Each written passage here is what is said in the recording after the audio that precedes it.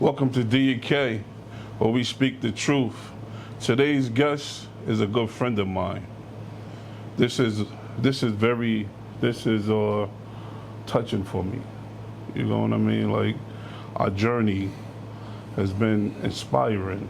You know, I seen you at your worst, and I seen you at your best. And your story really rattled me when we was all working out together and spending a lot of quality time together, you know, and can you introduce yourself to the audience, please? My name's James. I'm from Lynn, Mass.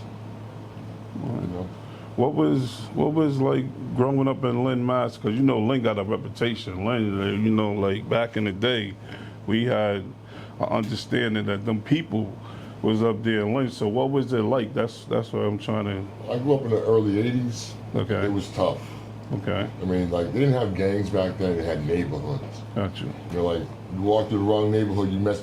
Well, I'll say, you shit on somebody's lawn. Yeah. Someone came to you for that. I got you. You know, but it wasn't all that bad though. But like I said, if you look for trouble, you find trouble. Okay.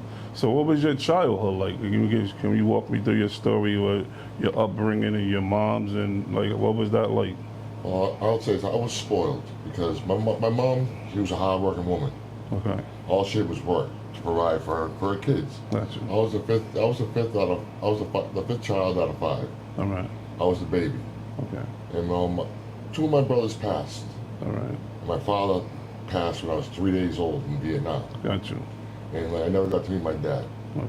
But my mother spoiled me. I realize now why she spoiled me. She was hanging on to the only boy she had left. Okay. You know, she gave me everything I ever wanted. So how do you think that affected you? Like, At least I was spoiled. You know what I mean? I'll say this: my sister didn't like the fact that I was spoiled. Okay, I got you. You know what I mean? They didn't like that. Got you. Definitely. So your teenage years. Now let me walk with you in your teenage years. Like, I wanna follow your journey. I wanna understand your story and how you got to, everything that you achieved. I was in my early teens. I was a nerd. Okay. I was a book nerd. Gotcha. I was very smart in school. Got you. And kids try to pick on me for that. All right.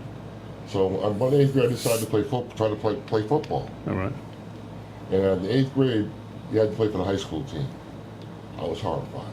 I ain't gonna lie. Got you. And so, like, the first couple of practices, we had one-on-one tackle drills. I'd be scared to hit somebody. And I was scared to get hit. And the coach pulled me to the side. He goes, "So, did that hurt?" Like, no. Then go hit somebody. Mm. Those three words changed me. Okay. I said, "Okay, let me try this." Mm.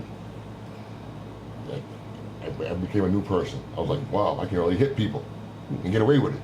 You know what I mean? So what kind of change? What did you say? Because if you go from a nerd and now you start hitting people, that leads to aggression. So what was the aggression moment when you realized that you could defend yourself? Well, that's the whole thing. I realized I can defend myself if you just sit. Okay. It's like, all right. So when I used to get picked on in school, people used to try to pick on. I was like, you know what? I'm not the one. Okay. So I realized I got aggressive, like you said. Okay. I started fighting people. Gotcha. Then I realized I could fight. Mm-hmm. That changed me. Gotcha. And what grade was this? 9th grade. 9th grade. So, all right, definitely. So what was the 10th, the 11th, all the way up until, what was that like for you? Like, well, the journey through high school, it was, I hung out with the cool kids. You know what I mean? Okay. The jocks. Okay, hold up. So you went from a nerd to hanging out with the jocks. So yep. How did that transpire? Like, because you said you was a nerd, so then you learned to hit on the football field, and then you went from that to the jocks. Like, what transpired? Just, I don't know. It was so I started hanging out with all the football players. Okay. I was still good in school. Don't get me wrong. Gotcha. But I had a new life. You know what I mean? So with that life, I want to tell me the life. I want to know all of the girls started liking me. Okay. I took that and ran with it. Gotcha. You know what I mean? It's just, it made me feel like a big man. Big man. You know what I mean? Gotcha. Not you. So when did you start to develop your skills on the football field? I said like the 11th grade, I started getting really good. Okay. Like the coach notices, like he pulled me to the side one day after a big game. He goes, Yes. you know, you got through that quarterback almost every play. Okay. You may not have gone every play, but you got through him. Gotcha. He said, we're gonna work on you. All I'm right. gonna take you out. I'm gonna take you after practice and want to work on you. Mhm. So he seen something special in me. Okay. So what was that work? What was that work ethic detail? What did he add to what you wasn't doing to what you're doing now with him? He got me into the weights. Okay. He's like, you know, I was going around people and said you need to go through people. Okay. So we worked on that. He had me hitting him all the time. What kind of nutrients was you taking? Like, I was just eating good. all right, so you just Yeah. balanced nutrition, Yeah. balanced nutrition. All right, so as you start to get your skills, your techniques together on the field, and you know you causing records, you know what I mean? How did you next level? Well, I was applying for a bunch of scholarships. Okay. I was like, all right, I think I can make it. Gotcha. All of a sudden, Division I schools were calling me. Okay. But what schools was that? Colorado. Okay. I tried to apply for Hawaii. Of course, everyone wants to play for Hawaii. Gotcha. That's where it is. But Okay. I applied for Colorado. I applied for Florida. Okay. I applied for Ohio State. I Okay. applied for Michigan. All right. Colorado. I went to visit the schools. Okay. Colorado had everything I wanted. So what was that visit like? Coming from Lynn, because that's what I want to know. Because you coming from Lynn, and now you going to the other side.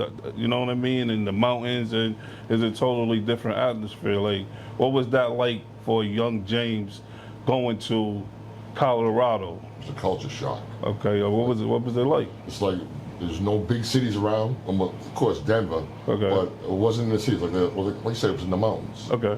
And but I like the training field, the training facility, and everything. I was like, wow, I can get with this. Okay. You know what I mean? I got you. So it was another level. Yeah, it was. Like, what was it? What was it about the training facility that really grabbed your attention and made you be like, I'm going to commit to them? Just everything. It was like they had the amazing weight room, Okay. a nutrition room, a Okay. training room. Okay. They had everything. So I never had. What was there? I don't mean to cut you off and cut your wisdom off, but I just want our guests to follow the story. What was it that they pitched to you that made you say Colorado? Because that's a long way from Massachusetts. Yeah, it is. They didn't give me a pitch. I decided I wanted to go to Colorado. I really Okay. did. All right. Because back in the day, they were good. You know what I mean? So how did your moms feel about that transition where you going so far away from home? Well, she liked the fact that I was going to college. Okay. Because I said I was still a good student. Got you. But I got an athletic scholarship, not an academic scholarship. Okay, got you. So what was the criteria of that athletic scholarship? Like, what do you mean criteria? Yeah, like, you had to meet certain criteria to be eligible for, to play. Well, you have to have a what you call a 2.0 average. That's all you needed back in the day. Okay, And that's easy. got you. I mean, I had a 3.5 throughout my whole school years. Okay, But also you gotta realize when you go to play college football, it's a different world. okay, Because you're in class. You wake up in the morning. You eat breakfast with your team. mm-hmm. You hit the weight room. Then you gotta go to class. Okay, And after class, you eat lunch with your team. got you. Then back to the weight room. Then the practice field. Okay, Your days filled all the time. got you. So let's just back up for a second, right? Because I want to see the journey. Explain to me the transition when you committed, you're going, now you're leaving. So what was it like getting to Colorado, and how did they lay it down to you? How did you adjust? What was it? Because it's the culture shock is what I'm asking. Yeah, when I first walked in that locker room for the first time, Yes. I was like, I had it in my mind, I'm gonna be a starter, of course. Okay. I walked in, I said, oh my God, look at the size of these boys up in here. Got you. The coach looked at me and goes, don't worry, you ain't gonna play this shit. Okay. So I was like kind of bummed out. I said, I'm gonna put 35 pounds of muscle on you. Okay. I said, okay, well, I'll go with it. Okay. So the next year, my sophomore year, Hold up. Take me back. How did you put 35 pounds of muscle on? They fed you right to the training staff. It's unbelievable. Okay. The stuff they do for you is like I never even done half the stuff. Got you. So what was the nutrients? What was the muscle mass? What was they giving you for protein to put that on? Well, they gave you all your meals. Okay. You know, it's like everything they gave you was the right stuff when they put weight on you. Got you. But you had to work out to get that weight though. Got you. Got But you. everything was protein. What kind of protein? Chicken, a lot of chicken. So there was no supplements. You wasn't taking supplements. I was fed supplements, but I don't know what they were honestly. Because I asked one day, "So what is this?" He said, "Just take it." Okay. So how did your body start to feel once you would start taking the supplements? They was giving you supplements that you didn't even know the details of what it was, excuse me. And like, did you feel a change in your body? Honestly, I believe it was steroids in the feeding us. Okay, so they was giving you stuff. That's what I was trying to get to, because to put on that much muscle, me and you worked out together, and I need to get back to it. You know what I mean? But we understand that we only can put on 10 pounds of muscle per year naturally. You know what I mean? That's just physics, period. You're only putting 10 pounds of muscle on no matter what you take, no matter what you do. So to put that much muscle on, that's why I'm asking you. So that's why I'm asking you, did you feel any different within the chemicals in your body and your thinking and your moving from what they was giving you? Yeah, because I'm sure you've heard of roid rage. Not really familiar with it, but explain to us. When you're on roids, like a certain amount of roids, your brain just it changes. Okay. Like that's just the smallest thing can piss you off. Gotcha. That's why it's called rage. All right. But you know, when you're on when they put you on the football field, it makes you crazy. It really does. If you're on steroids, it makes you crazy. Gotcha. If you're on a certain amount. So being at that level, because that's the next level, Colorado's the next level, and the physicality that comes along with the NCAA, the big schools, the collegiate schools, the hitting is more physical. You know what I mean? It's strenuous on your body. How was you adapting to that? I was just taking it. I was fine. I adapted pretty good to it, honestly. Okay. I Gotcha. mean, I always tried to stay physically fit, always since high school. Okay. I think I did pretty good with it. All right, so how much pounds did you actually gain before that season started? For my second season, when I started, And when you first started to about 30 pounds. about 30, it was solid muscle. Yes, it was. Okay, definitely. So walk us through that. Like walk us through a couple games and tell us, I want to know the impact of how you was introduced to that to that grind, because that's the grind right there. They boys just hitting for real. Yeah, definitely. Well, like I said, my sophomore year, Okay. before the spring games, the coach is like, all right, he was really watching me. Okay. He goes, you know what? And there was two seniors I was fighting this spot for. Mm-hmm. He goes, I'm gonna start you. I'm like, what? Because I noticed something about you. You're quick for your size. Okay. I said, really? He said, I'm gonna try you out the first game. Okay. So the first game I went in, Who was you playing? Colorado. No, I'm sorry, Utah State. Utah State? Okay. Got you. First game I went in, the third play, I was in the backfield. Okay. He was like, I'm gonna keep you in. All right. Because I was quick for my size. Right. I was really quick. So what was your next game? Next game was, what was my next game? Arizona State. All right. How did you do in that? I held my own. That's what I held You my got own. busy. You trying to be Yeah. polite. You got busy, huh? Yeah, I held my own. I got you. So the next one, who was it? Colorado State, our rivalry game. Your rivalry. All right. Yeah. So what can you walk me up to your injury? Well, my rivalry game, I got my first sack. I got my very first sack. Yes. And I noticed, like, they were playing dirty. Okay. So I missed two. I just missed two sacks. He got away from me, but I got my first sack, and they noticed that I was in his face all the time. Okay. So that they gave me a cheap shit. They gave me a cheap shot. Okay. They chop blocked me. And they did it on purpose. Of course, they did it on purpose. Okay.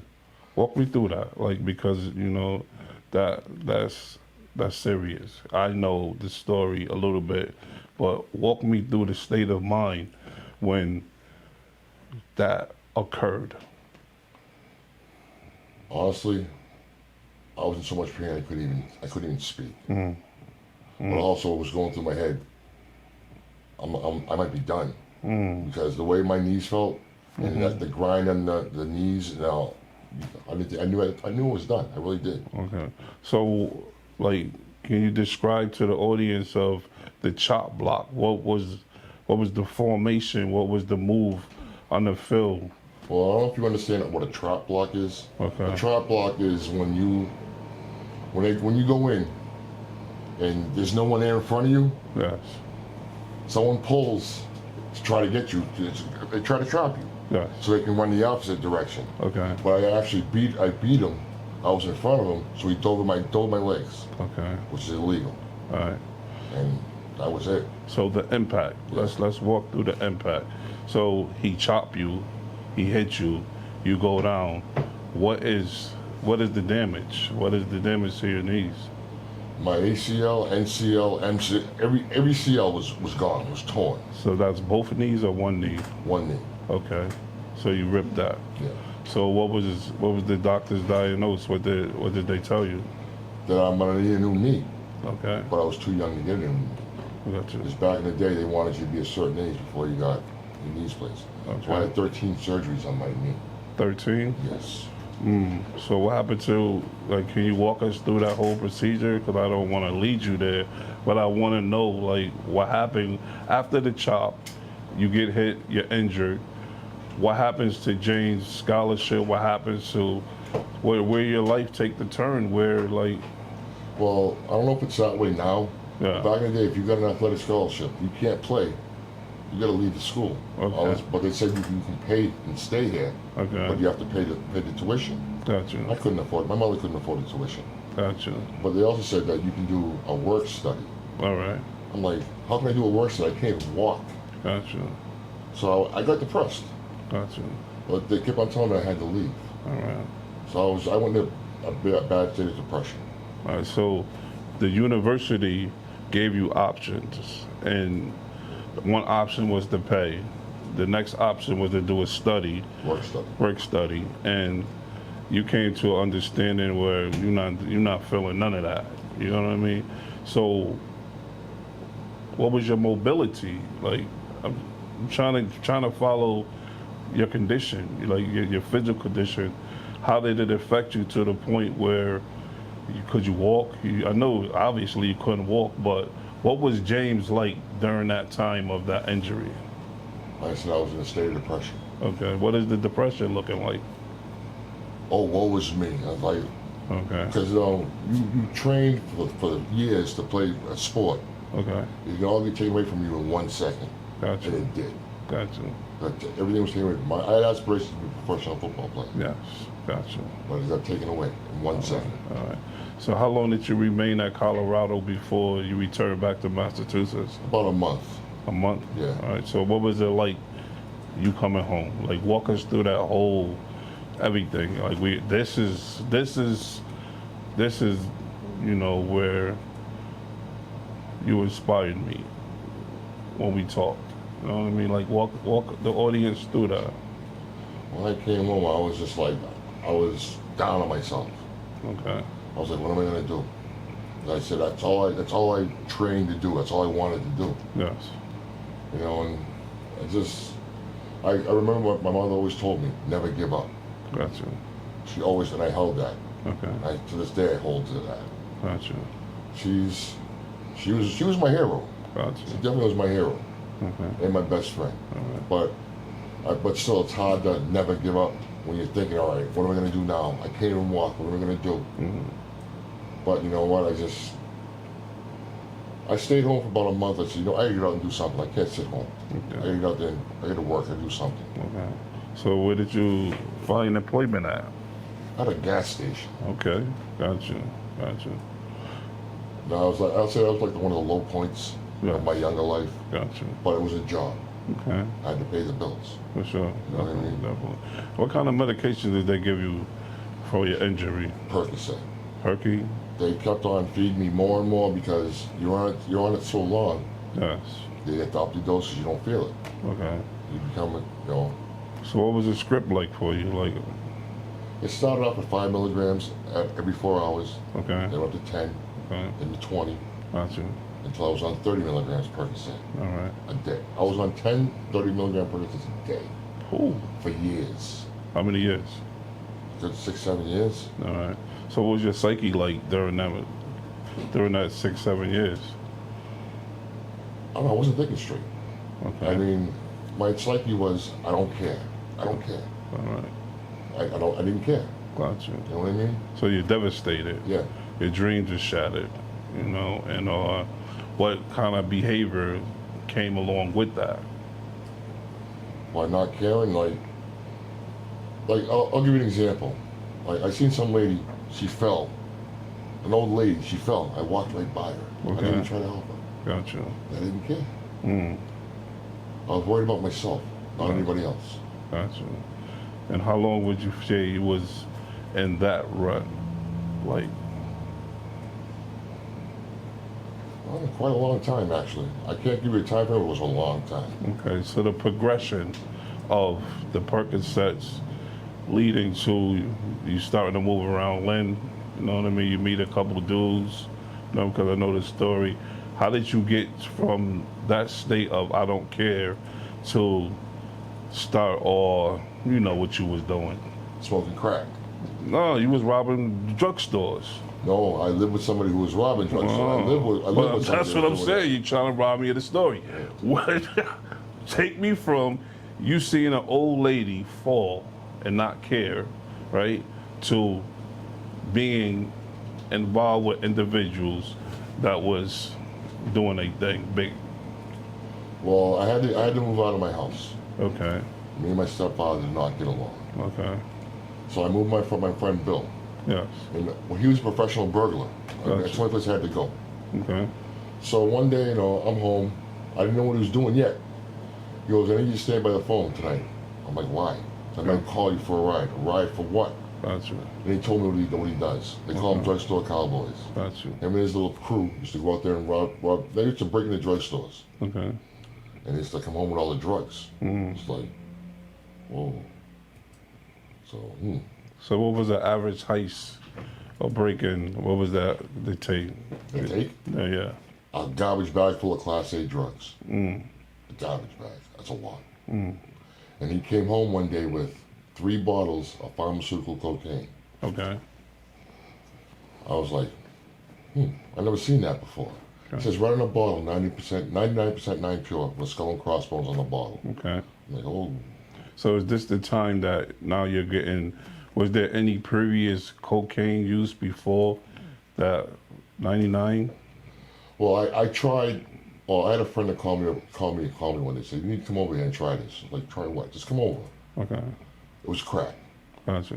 I took one hit of it. I was like, the feeling was great. I loved the feeling. Okay. But I moved away from it for a while, though. I said, because people I hung out with, they didn't do that. Yes. No, look, this kid, I lived with my friend. I hung out with him and all his boys, and they were all thieves. You know what I mean? Gotcha. But I wouldn't do it. I wouldn't go out and steal, though. All right. Gotcha. So bring me back to your crew, because you're trying to downplay your crew, and I know the story. Your crew. Tell me about your crew, because that was like a pivot for you. That was a pivot moment for you.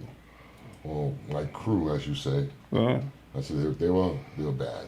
Yes. I mean, out of the 4 of them, 3 of them now today are Hell's Angels. Yes. One of them's an outlaw. They're all bikies. Okay. Bikers. Gotcha.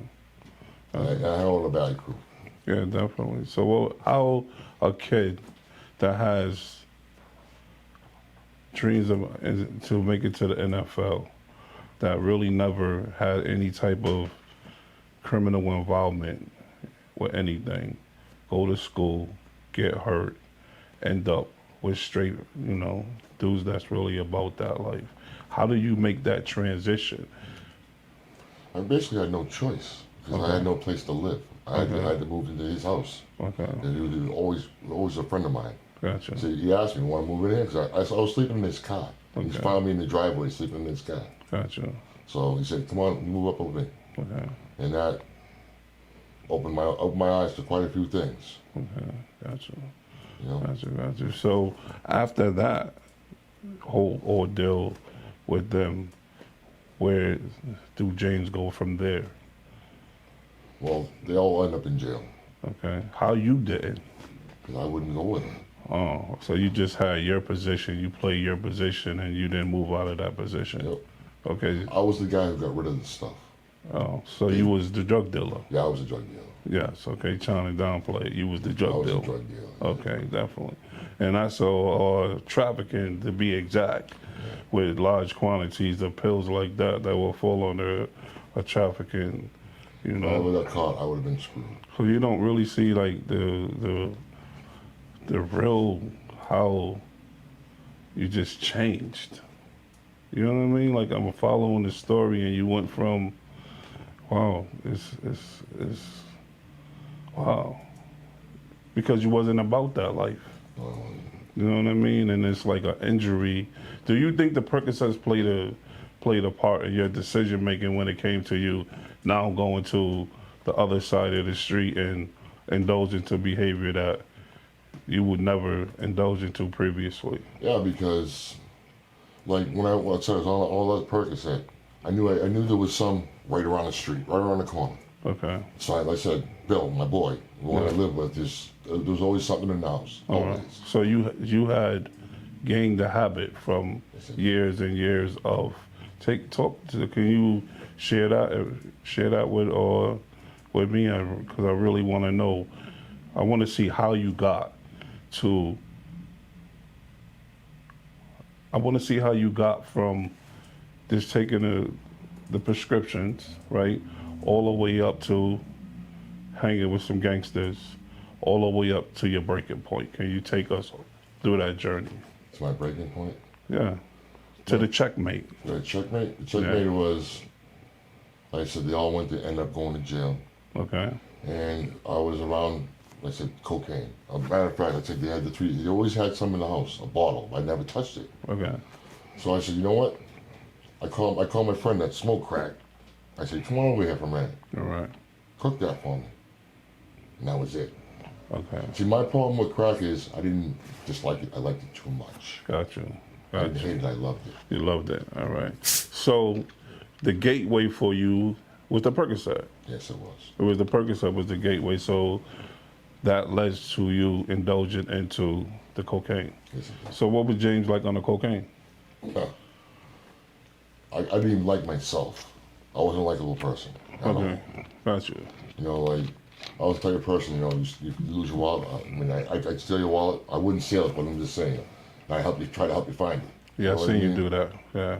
So I can vouch for that. So can you walk us through the whole process? Because your story is a message, and that message is very important to people out there that don't believe that there's hope. You know what I mean? And I seen you hopeless and start shining like a light. So we're really trying to just make the audience understand that no matter what it is that you're going through, that you can overcome it. So I'm asking you to walk us through that whole process so we can get a clearer understanding. I'm not trying to embarrass you, you know what I mean? The clearer understanding for those who sit out there sick and suffering right now can understand that no matter what the situation looks like, there is healing.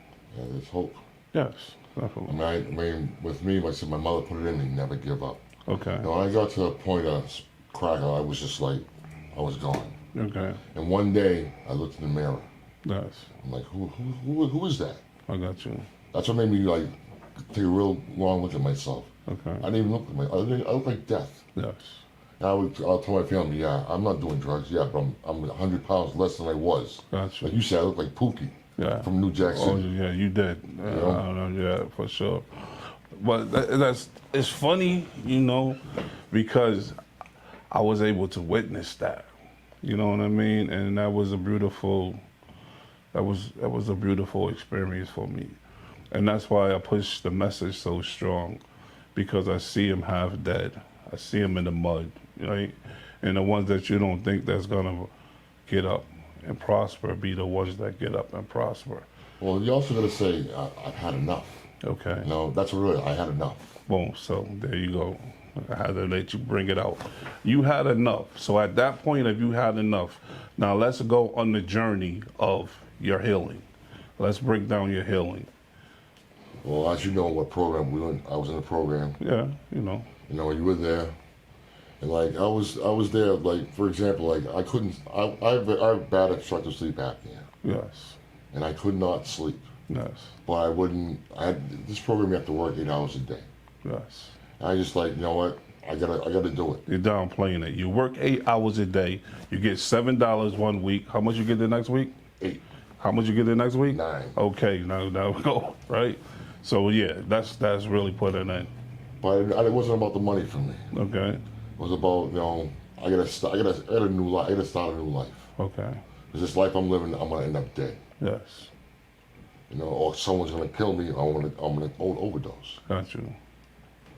So like I said, the first couple of weeks it was tough. It's a tough program, as you know. Yes. I was like, you know what? I got to do this. I have to do this for me. Okay. I have to do it. Got you. So I got it out. Okay. And I'll tell you this. I wanted to leave the first couple of weeks. Every day I wanted to leave. Yes. Like, why am I working with these people and getting $7 a week? I got you.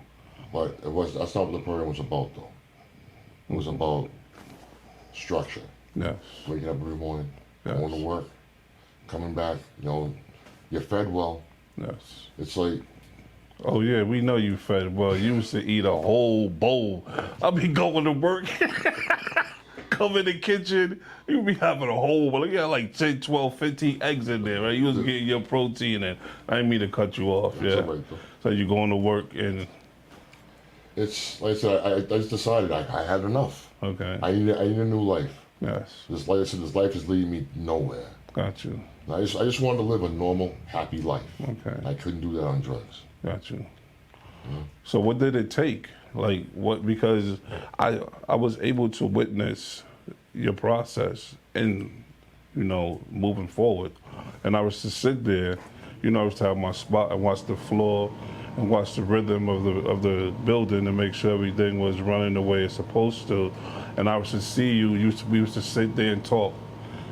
We was to talk, you know what I mean? Like you was my dude. You still is my dude, but you know, I was to watch you, and every night like 9 o'clock, you know what I mean? You would get up, you be like, yo, I'm about to boogie. It's over for me. But I was to see you every night, never skip a beat. Go up in that chapel with your little newspaper, right? Go up. No, you would leave the newspaper on the chair. You go straight up in the chapel, and you would give it up. Like, where you was at spiritually, that, you know, because I watched a lot of people and I seen few, but I only seen few really give it to God. You know what I mean? What was that in you that made you be like, okay, it's greater than me, and I need help? Well, you said I gave it to God. Okay. Because I said there's a power greater than me out there. Yes. You know what I mean? I said, let me try this way. Okay. I used to go in the chapel, like you know, every night. Nice. I'd sit in there by myself. Mm-hmm. And I would just sit there and think. I would pray. Gotcha. And like, I never really believed in praying until then. Yes. And you know, the prayers I had were actually answered, which made me really believe, like, there is a God. There is. Definitely, for sure. And he was my higher power, without a doubt. Definitely. I'm no hypocrite over here. I know. I remember. I don't know if you remember, like my Latanya. You know what I mean? She had the miscarriage, and I was just like my mind was just like, damn, like, you know what I mean? Like, damn, like it's always something. You know what I mean? And I remember you was like, yo, bro, go to church. That's what you told me, right? Go pray, go to church, bro. So there's no hypocrite when you say that. You know what I mean? Because if you had to give somebody advice, that's what you gave me. You know what I mean? So when did the change start to happen in you when you knew, like, I'm gonna be all right? Like I said, I kept praying every day, as you know. Okay. And like things started getting better. Gotcha. Like I'll give you an example. Like I said, I had obstructive sleep apnea. Okay. And like I couldn't sleep. As you know, I had to go to work, but I still couldn't sleep. I'd be up all night. Like a month. I go to work every day like a dead man. I felt like I was dead. Okay. I kept on praying. All of a sudden, one day in the warehouse, there's a brand new sleep apnea CPAP machine. I was like, no, sir. I remember that. Things never come through there. That was on my shift. I was like, I can't believe that's there. You're kidding me. Yeah, that's. So I went right to the supervisor. Can I have this, please? Yeah. He goes, yeah. Because he knew the situation I was in. And my prayers were answered. They were definitely answered. Okay. Because it changed. I was able to sleep. I felt like a new man. Definitely. You know, I prayed on it and it happened. Definitely. So after your journey through the AIC Boston, we could give them any props, you know what I mean? Because they do a lot of good and help a lot of people, you know. Your journey to come to your aftercare, you know what I mean? You took on a position, you know, as a house manager, you know, and you opened. Tell me about that. Well, I've done it. I did it a long time ago. Okay. But I didn't want to do it again. All right. But I came to this place. Yes. And I was just like minding my own business when I first got here.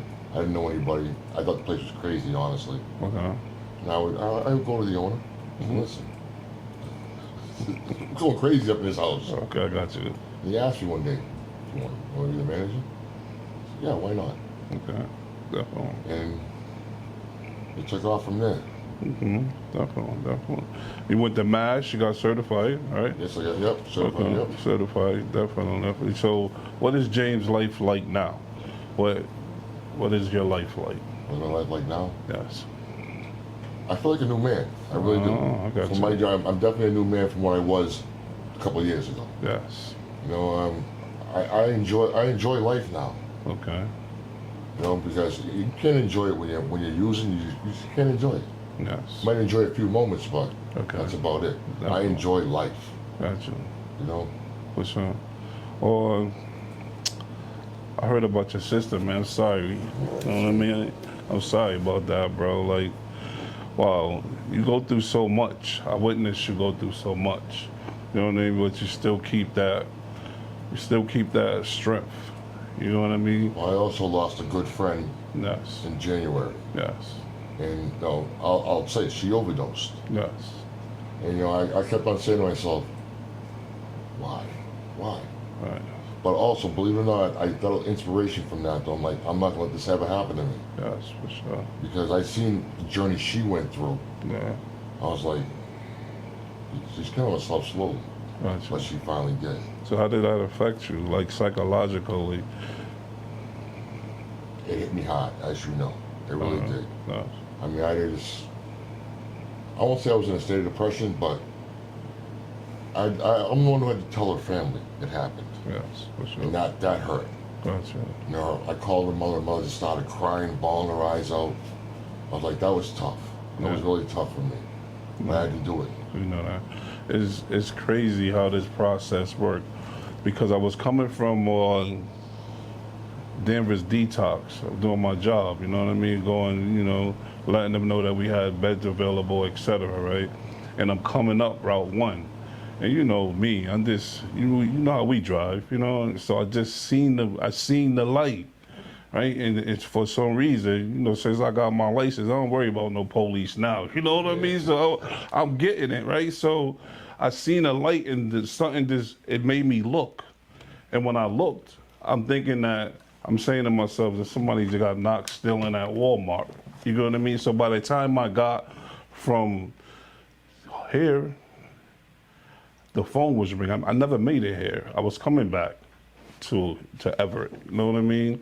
And Gary called, and Gary was like, "You was over there." You know what I mean? And you, and I didn't even let him finish. I just jetted straight over there.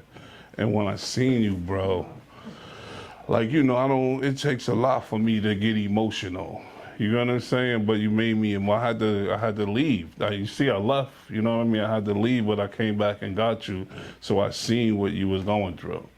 You know what I mean? And just to see that you went through that, you know what I mean? And, you know, a lot of people go through things and they revert back to negative behavior because they got an excuse, but you stood strong, you know what I mean? And you know, I give you your props for that.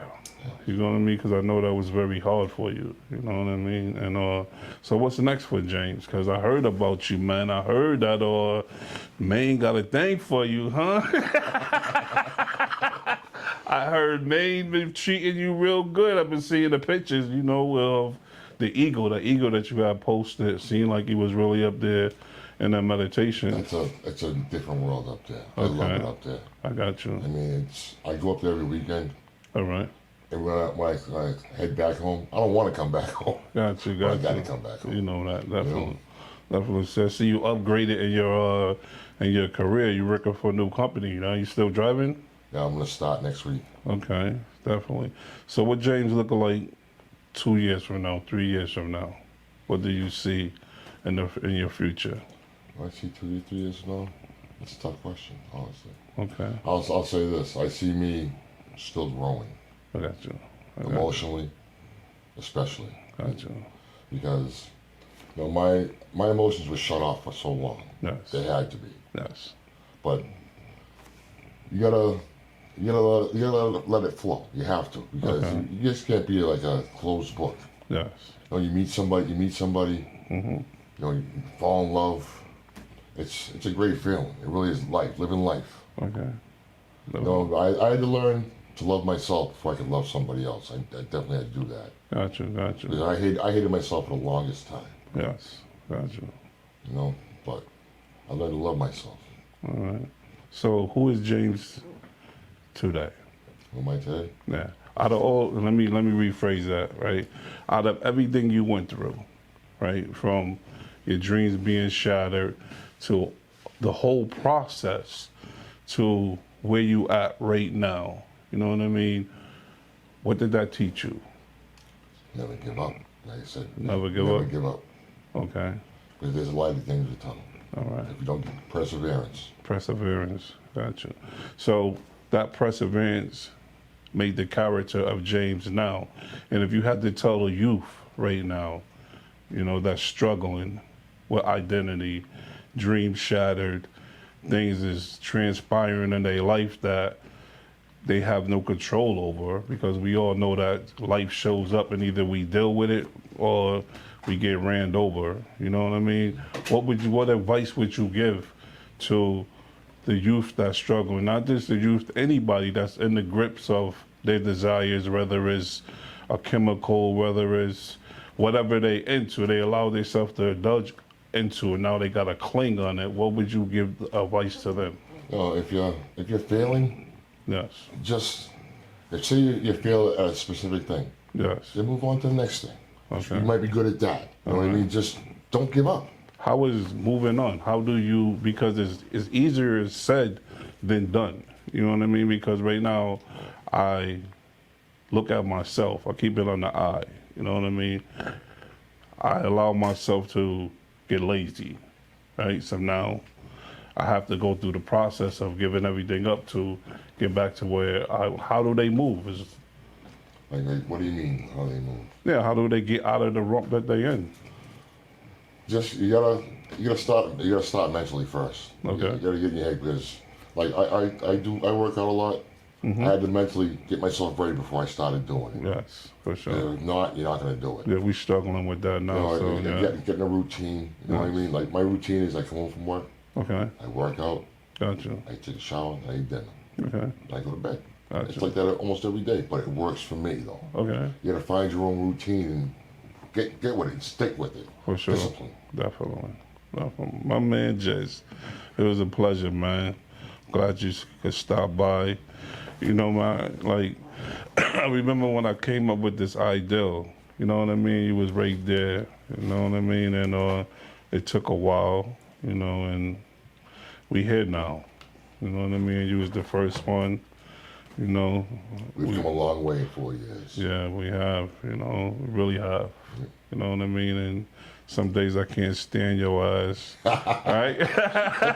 Right? And then some day you my brother to the fullest, but I never stop loving you, man. You know, appreciate you, man. Appreciate you stopping by, you know, and I hope you come back. You know what I mean? Never give up. Never give up. Never give up. never give up, right? Never give up on anything. Never DK in effect. Done. My man, see, wasn't that bad, right? Wasn't that bad. Once we got the flowing. Congratulations. Right. Thank you very much, sir. You allowed this to. Thank you very much, Mike. You know what I mean? How can we get some feedback? Like what this? You guys doing good. What do we need? What do need to work on? I'm still filming. You still filming? Good for It's you. an hour. Yeah. So how long was? We got 15 minutes left. So be nice and do what you want to do. Drink your water. We ain't live, are we? No, we're off Facebook. Oh, okay. Yeah. You always gotta be complicated. That's complicated ourselves. This is behind the scenes. Yeah, I got you. How you feel. So how you feel it turned out, President? Like, cause I know you tired. I'm tired. We all tired. We're not tired. Nobody's tired. You're not tired. We're gonna look tired. Why is this yellow light on? We was losing. I gotta pay attention to that. We was losing. Nah, you're very good. Huh? Very good. With the signal. It's It's very good. very good. Very good. The yellow.